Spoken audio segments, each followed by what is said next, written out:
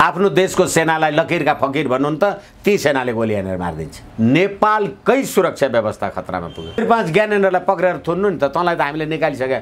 कहिले श्री 5 भएर विदेश घुम्न गएको छ भनेर पक्रेर थुन्नु नि त केपीले। श्री 5 को अस्तित्व मान्या हो, होइन भने किन नपक्र्या त? रातो पासपोर्ट बेचेका अभियुक्तहरूलाई तपाईँ मन्त्री बनाउनु भएको छ। तपाईँ श्रीमान मन्त्री भएन भनेर श्रीमतीलाई मन्त्री बनाउनु भएको छ। अहिलेका यी आफूलाई जो भन्ने प्रचण्ड हुन सक्छ। माग त ध्वस्त भयो नि, राजीनामा दिएर अब सर्वोच्च अदालतमा ढुङ्गा हान्न आउनुहोस् न त। यसमा चाहिँ बाबुराम भट्टराईको के कथन छ त? सरकारमा बसेकाहरूको के छ त बनाइ?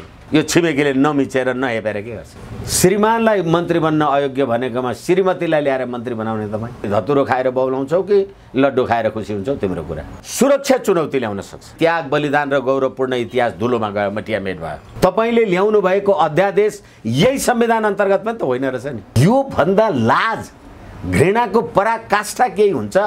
अनि अझै विकल्प विष्णु सर सर्वोच्च अदालत भत्काउनुहुन्छ कि राजेन्द्र महतोहरू उप प्रधानमन्त्री छोडेर सडकमा हुनुहुन्छ? के गर्नुहुन्छ?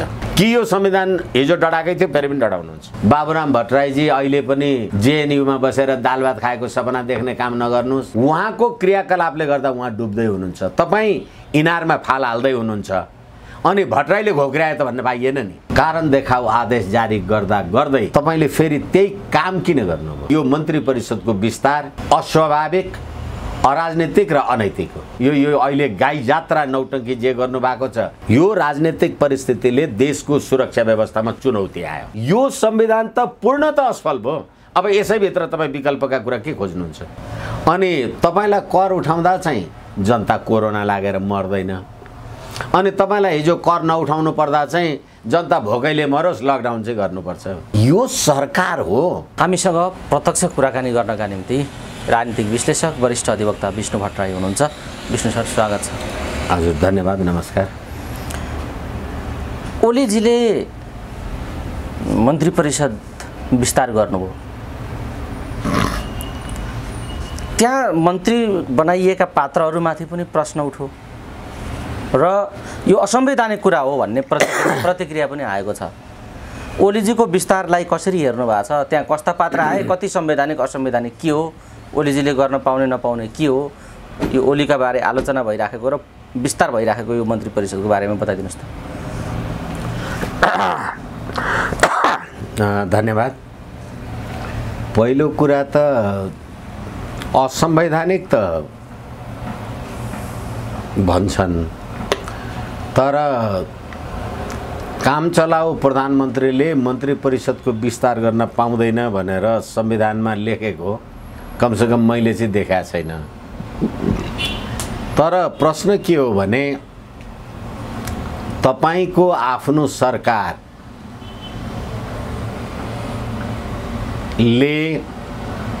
पटक पटक प्रतिनिधि सभाको विश्वास पनि जित्न नसक्ने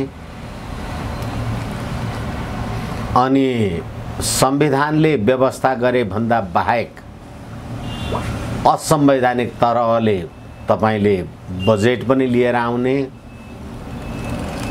अस्ति भर्खरै तपाईले नियुक्त गरेका मन्त्रीहरू संविधानको धारा 78 बमोजिम असंवैधानिक हुन् भनेर सर्वोच्च अदालतले रद्द पनि गरिदिने अनि प्रतिनिधि सभा पनि विघटन गर्ने। यस्तो अवस्थामा जो मान्छेहरू हिजो मन्त्री बन्नलाई अयोग्य भनेर सर्वोच्चले आदेश गर्यो, तिनैका घर परिवार जहान छोराछोरी ल्याएर तपाईँ मन्त्री परिषद विस्तार गर्ने र सम्पूर्ण कुरा संविधान र कानुनमा लेखेर साध्य हुँदैन। तपाईसँग कमसेकम राजनीतिक नैतिकता, इज्जत, मर्यादा र तपाईले विधिको शासनलाई मान्नुपर्ने हुन्छ। यसकारणले गर्दाखेरि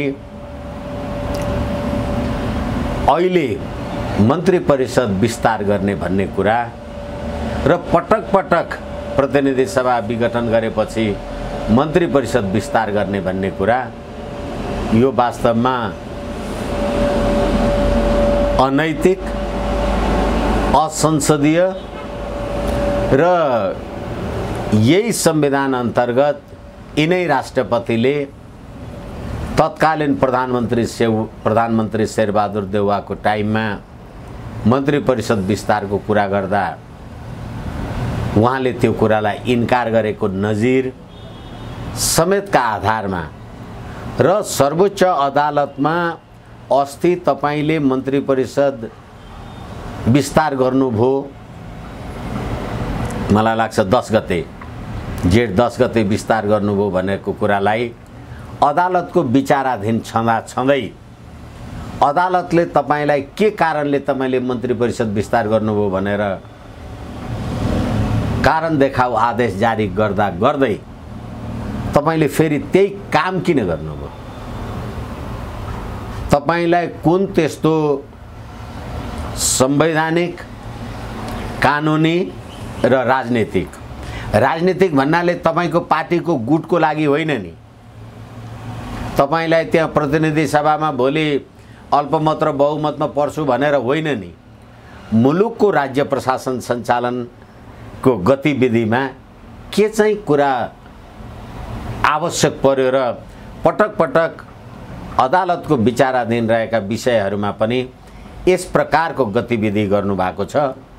त्यसैले यो मन्त्री परिषदको विस्तार अस्वाभाविक, अराजनीतिक र अनैतिक हो।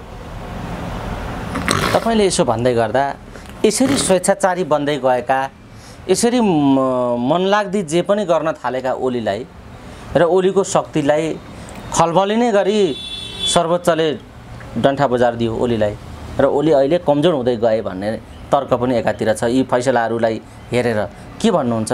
त्यस्तो भएको हो, ओली कमजोर हुँदै गएका हुन् र सर्वोच्चले गरेको निर्णयले ओलीलाई राम्रै सबक सिकाउन सुरु गरेको हो?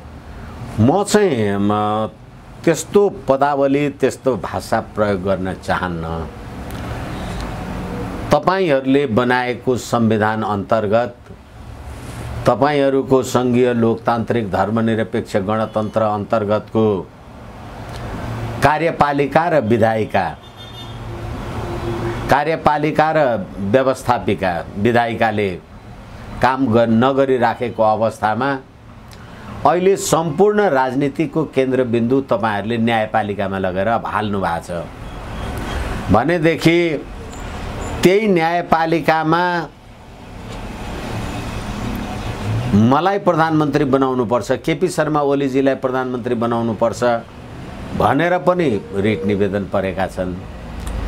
त्यही न्यायपालिकामा शेरबहादुर देउवाजीहरूको पनि रिट निवेदन परेको अवस्था छ। त्यही न्यायपालिकामा तपाईले प्रतिनिधि सभा विघटन गरेर अध्यादेशवाला जे यो अहिले गाई जात्रा नौटंकी जे गर्नुभएको छ त्यसको पनि सर्वोच्च अदालतमा विचाराधीन छ भनेपछि विधिको शासनमा विश्वास गर्ने व्यक्तित्वले अहिले सर्वोच्च अदालतले नागरिकताको बारेमा फैसला गर्दाखेरि संविधान र कानुनको पालना भयो भनेर तपाईँ खुसी हुने कि होइन मैले गरे भएन भनेर मलाई त यो झापड पो लाग्यो भनेर भन्ने हो भने त अस्ति माधव नेपाल र प्रचण्डले लड्डु खानेर भाङ खाने जस्तो तपाईँ पनि भाङ खाने कुरा गर्नुहोस्।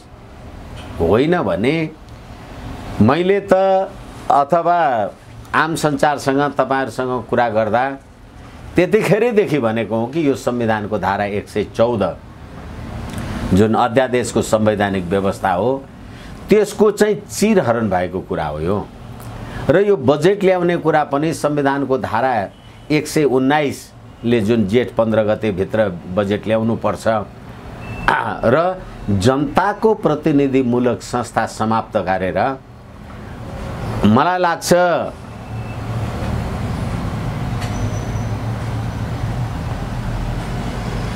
1779 मा अमेरिकन वार अफ इन्डिपेन्डेन्स हुँदाखेरि, अमेरिकाको स्वतन्त्रता संग्राम हुँदाखेरि त्यहाँ एउटै नारा थियो। जतिखेर अमेरिका बेलायतको उपनिवेश अन्तर्गत थियो त्यतिखेर बेलायतको संसदमा बसेर अमेरिकी जनताहरूमाथि अथवा उनीहरूको उपनिवेशमाथि कर लगाउने विधेयक पास गर्यो बेलायतको संसदले। र त्यतिखेर अमेरिकन वार अफ इन्डिपेन्डेन्स सुरु हुँदाखेरि के भनियो भने नो ट्याक्सेसन विदाउट रिप्रेजेन्टेसन। जनता हाम्रा प्रतिनिधि बिना तिमीले हामी माथि लगाएको कर यो असंवैधानिक छ र हामी तिर्दैनौँ भनेपछि अनि गर्दा गर्दै अमेरिका स्वतन्त्र भयो। मैले तपाईलाई यो कुरा किन निवेदन गरेको छु भने तपाई जनताको राजकीय सत्ता र संप्रभु सत्ता भन्नुहुन्छ, त्यो पनि 40 र 60 गरेर जनता संप्रभु छैनन्। अनि तिनै जनताको प्रतिनिधिमूलक संस्थालाई तपाई भङ्ग गर्नुहुन्छ। अनि जब जनता सडकमा कोरोना महामारीले रोगले मर्नु कि भोकले मर्नु भएका छन् अनि तपाई कर लगाउनुहुन्छ, बजेट अध्यादेश बजेट ल्याउनुहुन्छ। र अहिले सुनिँदैछ अब यो असारभरि त साल तमामी कोनी के वाला कुरा भयो, कर उठाउनका लागि भए पनि लकडाउन खोल्ने। अनि तपाईलाई कर उठाउँदा चाहिँ जनता कोरोना लागेर मर्दैन। अनि तपाईलाई हिजो कर नउठाउनु पर्दा चाहिँ जनता भोकैले मरोस्, लकडाउन चाहिँ गर्नुपर्छ। यो सरकार हो, यो लोकतन्त्र हो।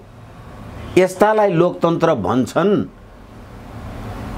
मान्नुस् न, तपाई हामी पनि कुनै एउटा पेसा व्यवसाय गर्छौं होला, काम कमाई अनुसार 2 रुपैयाँ 4 रुपैयाँ त अहिले पनि राज्यले कर त माफ गरेको छैन। यसकारणले गर्दाखेरि यो तपाईहरूले बनाउनु भएको विधि पद्धति प्रक्रिया प्रणाली नै नेपाली जनतालाई अभिशाप हो। तपाईलाई अहिले पनि मन्त्री परिषद विस्तार गर्नु पर्यो र एउटा मन्त्रीलाई हुने खर्च, एउटा मन्त्रीको लागि हुने लगानी बराबर यो कोरोना महामारीमा कति त्यो भारी बोक्ने जनतालाई अनुदान दिएको भए बाँच्थ्यो होला भन्नुस् त। र नैतिकता नीचता, श्रीमानलाई मन्त्री बन्न अयोग्य भनेकोमा श्रीमतीलाई ल्याएर मन्त्री बनाउने तपाईँ। हिजो त राजा महाराजा हुँदा त अब यहाँ त कतिवटालाई बनाउनुहुन्छ थाहा भएन, कमसेकम राजा महाराजा हुँदा दरबारमा त बस्दै यता आएर जनता लुट्ने काम त गरेका थिएन। तपाईले त कति श्री 8, 6, 10, 18, 20, 25, 108 श्री 5 महाराज देराज बनाउन थाल्नुभयो त। अनि यो राज्य प्रणालीमा सर्वोच्चले झापड हान्यो, कोनी केले झापड हान्यो। तिमीले बनाएको राज्य व्यवस्था, तिमीले गरेको बदतमिजी र तिम्रै संविधान, त्यही संविधानको व्याख्या सर्वोच्च अदालतले गरेको।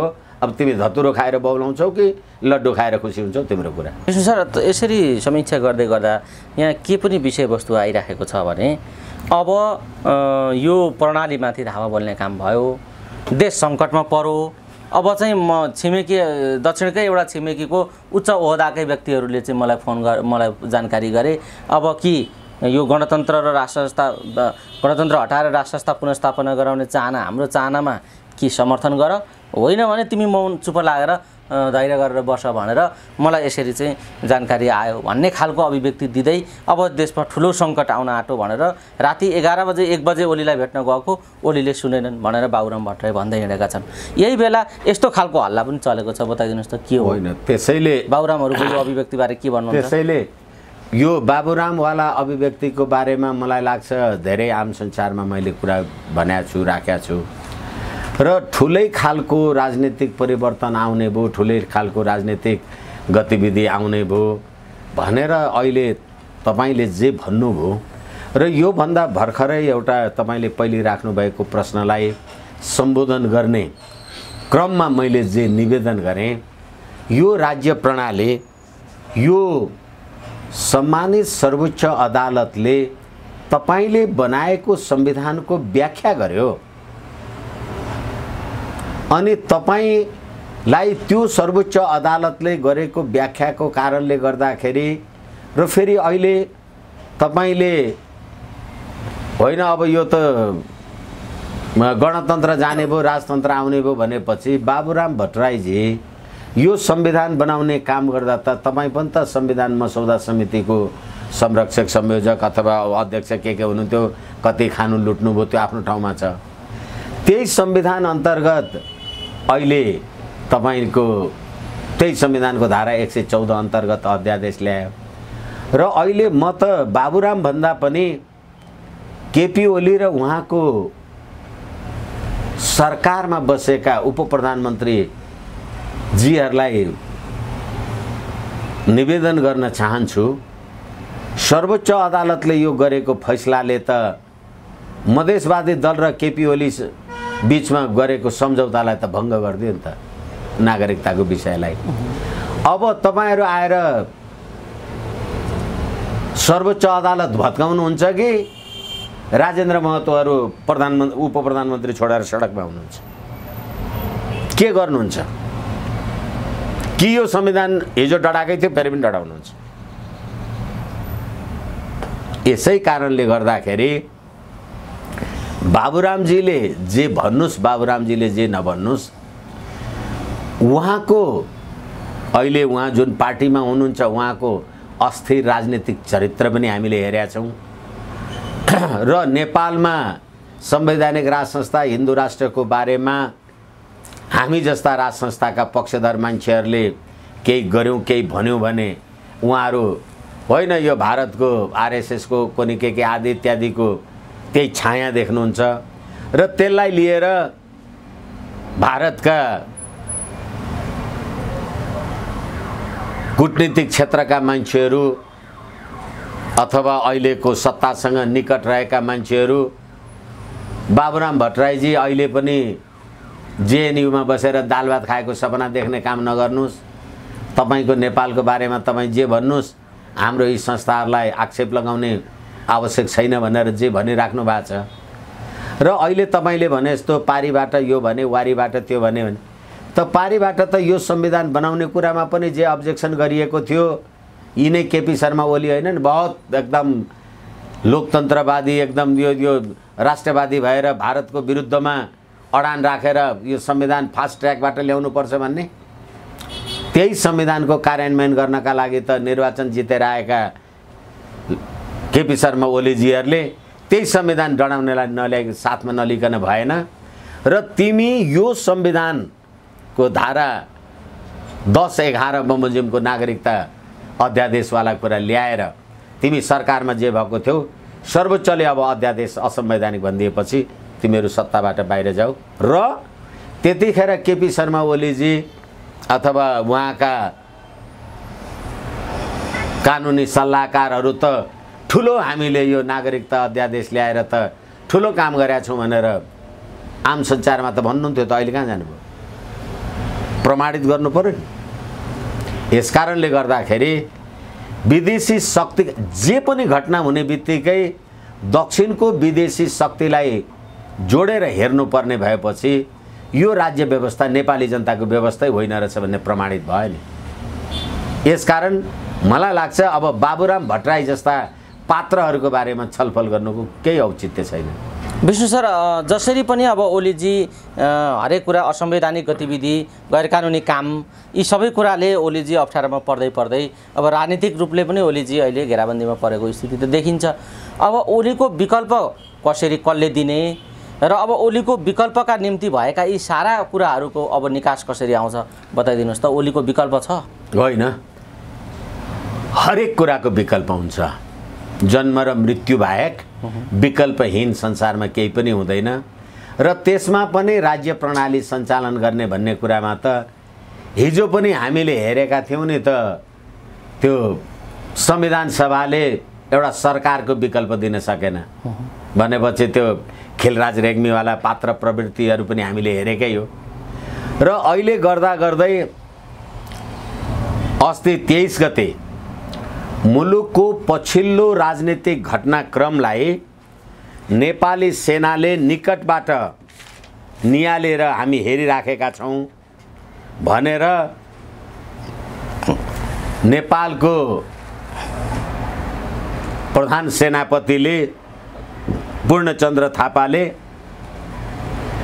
यो राजनीतिक परिस्थितिले सुरक्षा व्यवस्थामा चुनौती आउन सक्छ र त्यसप्रति हामी सजग छौं भनेपछि भोलि कुनै एउटा नागरिक सरकार हुन सक्छ र त्यसै गरेर ती प्रधान सेनापतिले विप्लव माओवादीसँग भएको समझदारीले पनि मूर्त रूप पाउँछ भनेर भन्नुको कारणले र त्यो भनेको दोस्रो र तेस्रो दिन हुँदा र नहुँदा अहिले तपाईले प्रयोग गर्नुभएकै शब्दहरूलाई पैँचो लिएर म यो शब्द प्रयोग गर्न चाहन्न लिएर ओली चारैतिर घेरामा पर्नु भएको छ भन्ने कुराको अर्थले गर्दा उहाँको क्रियाकलापले गर्दा उहाँ डुब्दै हुनुहुन्छ। तपाईँ इनारमा फाल हाल्दै हुनुहुन्छ अनि भट्टराईले घोक्राए त भन्ने पाइएन नि। त्यसकारणले गर्दाखेरि विप्लव माओवादीको समझदारीले पनि पूर्ण रूप लिने, पछिल्लो राजनीतिक परिस्थितिले पनि देशमा सुरक्षा चुनौती खपेको छ भन्ने भनेपछि अब विप्लवजीहरूले अथवा एक थरी राजनीतिक शक्तिहरूले भने जस्तो अब यो व्यवस्था, यो राजनीति, यो संविधान चलेन, राष्ट्रिय सर्वपक्षीय सरकार, त्यसबाट जे निकास आउने हो सम्पूर्ण कुरा निकास आउँछ, जसमा सेना समेतको सहभागिता हुन आवश्यक हुन्छ। किनभने फेरि पनि मैले तपाईँलाई भने सेना भनेको संविधानत मुलुकको अन्तिम सुरक्षा कवच हो र सेनाले के भनिराखेको छ भने नेपालको अहिलेको राजनीतिक परिस्थितिले सुरक्षा चुनौती ल्याउन सक्छ। त्यो सुरक्षा चुनौतीलाई तपाईले सामना गर्ने हो र मैले सामना गर्ने हो र त्यसैले नेपाली जनताको यो संघीय लोकतान्त्रिक गणतन्त्रका यी सीमित ठेकेदारहरूभन्दा बाहेक नेपाली जनताको क्रियाशीलतामा जस्तो सुकै प्रकारको पनि राष्ट्रिय सहमतिको राजनीतिक वातावरण हुन सक्छ। अनेकौं विकल्प हुन्छन्, विकल्पको लागि चिन्तै छैन। तर प्रश्न त उठेको छ नि त, के ओलीको विकल्प शेरबहादुर हो, ओलीको विकल्प प्रचण्ड हो? अब एकछिन कुराहरू अहिले मान्छेले प्रश्न उठाइदिएका छन् नि त। मान्छे मान्न तयार छैन। ओलीको विकल्पमा अर्को कुनै ओली ल्याएर के फरक पर्छ भन्ने खालको तर्क छ मान्छेहरूको। यसैले तपाईले चाहिँ यो संविधान अन्तर्गतको विकल्पको कुरा गर्नुभयो, मैले चाहिँ राजनीतिक विकल्पको कुरा गरेँ। यो संविधान पनि के हो, 62-63 को आन्दोलनदेखि लिएर माओवादी जनयुद्धदेखि लिएर त्यो सम्पूर्ण राजनीतिक आन्दोलनलाई संस्थागत गर्नका लागि, अब जस्तै हुन त अब धेरैचोटि मैले भनेको छु, राष्ट्रहित लोकतन्त्र र अग्रगामी परिवर्तनका लागि नेपाली जनताले पटक पटक गर्दै आएका ऐतिहासिक जनआन्दोलन, सशस्त्र सङ्घर्ष, त्याग र बलिदानको गौरवपूर्ण इतिहास आदि इत्यादि भनेर यो संविधान आएको हो भनेदेखि अब त्यो सबै त्याग, बलिदान र गौरवपूर्ण इतिहास धुलोमा गयो, मटियामेट भयो। तपाईले भनेको चाहिँ संविधान अन्तर्गतको कुरा गरिराख्नु भएको छ। म भनिराखेको छु संविधानै काम लागेन। केले ब्रेक गर्छ त? अब एकैछिन, हिजो नेपालको संविधान 2047 लाई केले ब्रेक गर्यो? जनताको आन्दोलनले ब्रेक गर्यो, 62-63 को आन्दोलनले ब्रेक गर्यो। अब अहिले मैले तपाईलाई दुईटा इन्स्टान्स दिएँ, यो नो ट्याक्सेसन विदाउट रिप्रेजेन्टेसन र नेपाली सेनाको यो राजनीतिक परिस्थितिले देशको सुरक्षा व्यवस्थामा चुनौती आयो। तपाईहरुसँगै मैले भनेको छु, पुस 5 गते प्रधानमन्त्रीले प्रतिनिधि सभा पहिलो पटक विघटन गर्दाखेरि चीनका अन्तर्राष्ट्रिय विभागका उपप्रमुख केयुएचओ आउँदाखेरि जजलाई मिलाउन खोज्नुभयो। फेरि कुरा लामो हुन्छ, त्यता नजाउँ, त्यो पुरानो प्रसङ्ग। त्यतिखेर उहाँले फर्किँदा नेपालमा भएको राजनीतिक अस्थिरताले चीनको सुरक्षा व्यवस्थामा खतरा नपुगोस् भनेर उनी फर्केर गएका थिए। तर गर्दा गर्दा अब त नेपालका प्रधान सेनापतिले औपचारिक रूपमा भन्नु पर्यो कि नेपालको राजनीतिक परिस्थितिले नेपालकै सुरक्षा चुनौती भयो भने कुरा यसरी बुझ्नु पर्यो नि। यसकारणले गर्दाखेरि अब यो बाह्य शक्तिको कुरालाई हेरिराख्नु परेन। यहाँ अहिले जे तपाईले होइन ओलीको विकल्प छैन, ओलीको विकल्प शेरबहादुर हो कि अथवा सर्वोच्चले कुनै के गर्दिने, यो प्रश्नै होइन। प्रश्न के हो भनेदेखि अहिले यी राजनीतिका यो संविधान अन्तर्गतका यी राजनीतिक घटकहरूले गरेको गतिविधिले नेपालकै सुरक्षा व्यवस्था खतरामा पुग्यो। नेपालकै सुरक्षा व्यवस्था खतरामा पुग्छ भने त्यो राजनीतिक पात्र, प्रवृत्ति, प्रणालीलाई कसैले पनि मान्ने कुरा भएन। किनभने संविधानले त नेपालको शान्ति, सुरक्षा, समुन्नति, हित, राष्ट्रहित, राष्ट्र कल्याण गर्नु पर्यो नि। अनि भर्खरै सरकारले पाठ्यपुस्तक छाप्दाखेरि लिपुलेख, लिम्पिया, धुरा र कालापानी त छापेन। अनि त्यहाँबाट बरु नेपाललाई बहुल राष्ट्रको रूपमा टुक्र्याउनु पर्छ भन्नेलाई चाहिँ उप प्रधानमन्त्री बनायो। त्यो कुरा सेनाले हेरेको छैन, त्यो कुरा नेपाली जनताले बुझेको छैन। शेरबहादुर हुनसक्छ त्यसको विकल्प, केपी ओली हुनसक्छ, अहिलेका यी आफूलाई जो भन्ने प्रचण्ड हुनसक्छ। यसै कारणले गर्दाखेरि नेपाली जनताको सहभागितामा सर्वपक्षीय सरकारको अवधारणा जे आइराखेको छ त्यसले मूर्त रूप पाउने कुरा पनि हो। त्यसैले म यो देउवा विकल्प अथवा अर्को कोही विकल्प, यो संविधान त पूर्णतः असफल भयो। अब यसैभित्र तपाईँ विकल्पका कुरा के खोज्नुहुन्छ? होइन भने फेरि पनि मैले दोहोऱ्याएर भने अहिले सर्वोच्च अदालतले हिजो जे नागरिकताको बारेमा जे स्टे गरेछ, नैतिकताका आधारमा हो भने त केपीजीले राजीनामा गर्नुहोस् न। होइन तपाईँ गर्नुहुन्न भने त तपाईँले सरकार टिकाउनलाई ल्याउनु भएको महन्त ठाकुर र राजेन्द्र महतो त हाम्रो माग सम्बोधन भयो, संविधान संशोधन गर्ने कुरा संशोधन भयो, नागरिकताको कुरामा माग पुरा भयो भने त माग त ध्वस्त भयो नि। राजीनामा दिएर अब सर्वोच्च अदालतमा ढुङ्गा हान्न आउनुहोस् न त। तपाईँ कि यो फैसला मानेर बस्नुहुन्छ भने हिजोको तपाईँको माग पुरा भएको अब ध्वस्त भयो। होइन भनेदेखि तपाईँले हिजो राखेको माग त असंवैधानिक र नेपालको राष्ट्रिय एकता, स्वाधीनता, सम्प्रभुताको पक्षमा त रहेछ नि। तपाईँले ल्याउनु भएको अध्यादेश यही संविधान अन्तर्गत पनि त होइन रहेछ नि। यो भन्दा लाज, घृणाको पराकाष्ठा केही हुन्छ?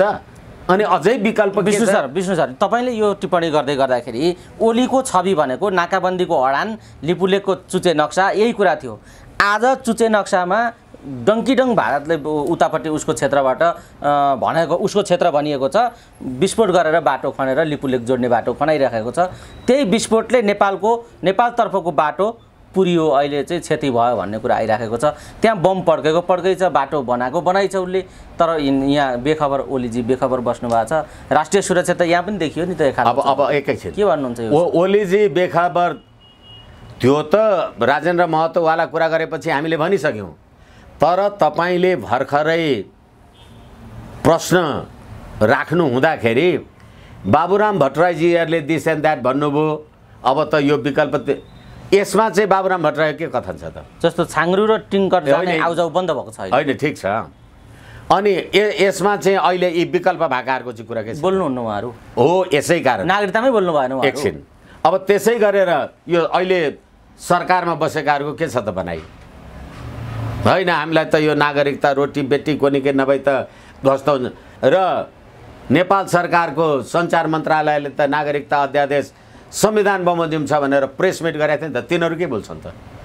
त्यसै कारण मैले भनेको अहिले तपाईँले यो पछिल्लो राख्नुभएको प्रश्नलाई मैले अगाडिको उत्तरमा सम्बोधन गरेँ। किनभने अहिले राष्ट्रिय सुरक्षामा चुनौती आयो अनि विप्लव माओवादीसँगको समझदारीलाई समेत, किनभने नेपालको राजनीतिक परिस्थितिले हामीभित्र यो संविधान अन्तर्गतका राजनीतिक शक्तिहरूको बिचमा राष्ट्रिय मेलमिलाप, सहमति, सहकार्य, राष्ट्रियता, नेपाली जनताको सुख शान्ति समृद्धि भएको भए त यिनीहरूले लिपुलेक, लिम्पियाधुरा र कालापानीमा त्यसो गर्न सक्ने थिएनन् नि अहिले। अनि मलाई एउटा कुरा भन्यो अजित डोभालले के भन्यो भारतको, तपाईँलाई अर्कोले के भन्यो, श्याम सुन्दरले के भन्यो, उसलाई के भन्यो सुब्रमण्यम स्वामीले के भन्यो, उसलाई के भन्यो अब त्यो चावलावाला कि खावलावालाले के भन्यो। अनि तपाईँ हाम्रो बिचमा यो कुरा नभएर अरू के हुन्छ? यसै कारणले गर्दाखेरि यो राज्य प्रणालीकै अन्त्यको अवस्था हो र यो राज्य प्रणालीले नेपाल र नेपाली जनताको हित उन्नतिसम्म रातो पासपोर्ट बेचेका अभियुक्तहरूलाई तपाईँ मन्त्री बनाउनु भएको छ। तपाईँ श्रीमान मन्त्री भएन भनेर श्रीमतीलाई मन्त्री बनाउनु भएको छ। तपाईँ प्रतिनिधि सभाको निर्वाचन हारेको मान्छेहरूलाई राष्ट्रपतिद्वारा मनोनित गराएर अप्पर हाउसमा ल्याएर संसद सदस्य बनाउनु भएको छ। प्रतिनिधि सभा विघटन भयो, राष्ट्रिय सभा के गर्छ? के गरेछ? यस कारणले गर्दाखेरि क्षमा चाहौँ, अहिले हामी यो देशका आफूलाई प्रबुद्ध वरिष्ठ कानुन व्यवसायी हौँ भन्ने मान्छेहरू पनि, त्यस खालका मानिसहरूको हामीहरूको पनि कुनै त्यस्तो धारणा आएको छ? बरु सर्वोच्च अदालतमा गयो, शेरबहादुरको वकिल भनेर अग्निप्रसाद सापकोटालाई विपक्षी बनायो, संसद भवन गएर अग्निप्रसाद सापकोटालाई नि सल्लाह दियो, दुईटैको वकिल भयो, दुईटै पक्ष विपक्षको एउटै मान्छे वकिल हो।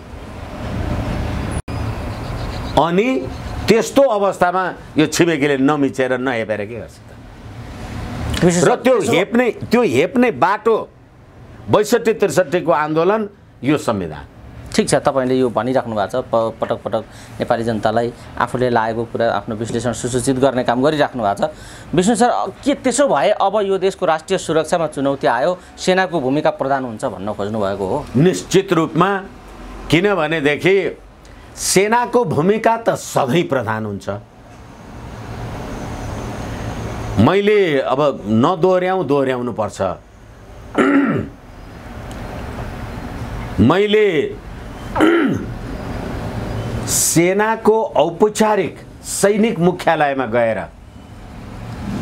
देशको रक्षा मन्त्रीले आफ्नो देशको सेनालाई लकीरको फकीर भन्यो यो राज्य व्यवस्थामा। अहिले भारतका प्रधानमन्त्रीले आफ्नो देशको सेनालाई लकीरका फकीर भन्नु त ती सेनाले गोली हानेर मारिदिन्छ। अमेरिकाको राष्ट्रपतिजीलाई हिम्मत छ अमेरिकाको सेना लकीरको फकीर हो भन्नलाई?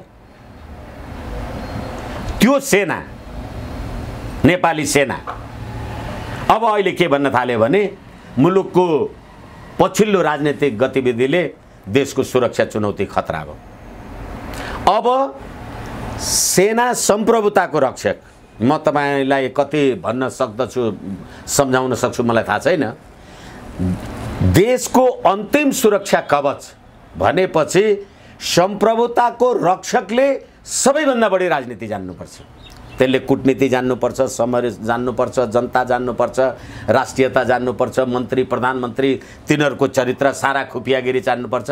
तर उनीहरू पोलिटिकल एक्टिभिस्ट चाहिँ हुँदैनन्। सारा कुरा राजनीतिक निष्कर्ष र निर्णय सेनाको हातबाट चल्छ। अहिले पनि हामीले अमेरिकामा जो बाइडेनले यो कोरोना भाइरस त चीनबाट पो फैलिएको, त्यसको छानबिन गरेर 90 दिनभित्र कि 30 दिनभित्र प्रतिवेदन पेश गर भनेर सेना खुफिया निकायलाई प्रयोग गरेको छैन। यसै कारणले गर्दा सेनाले यो जे कुरा भनिराखेको छ, यसलाई बाबुराम भट्टराईले के भन्यो, कृष्णरामले के भन्यो, केपीले मन्त्री परिषद विस्तार गर्यो कि अविस्तार गर्यो, त्यति हल्का विषय होइन यो। त्यसै कारण मैले राष्ट्रिय सरकार, राष्ट्रिय सहमतिको सरकार दलीय होइन सर्वपक्षीय भनेको छ, जहाँ कुम्भ स्नान पनि संलग्न छ।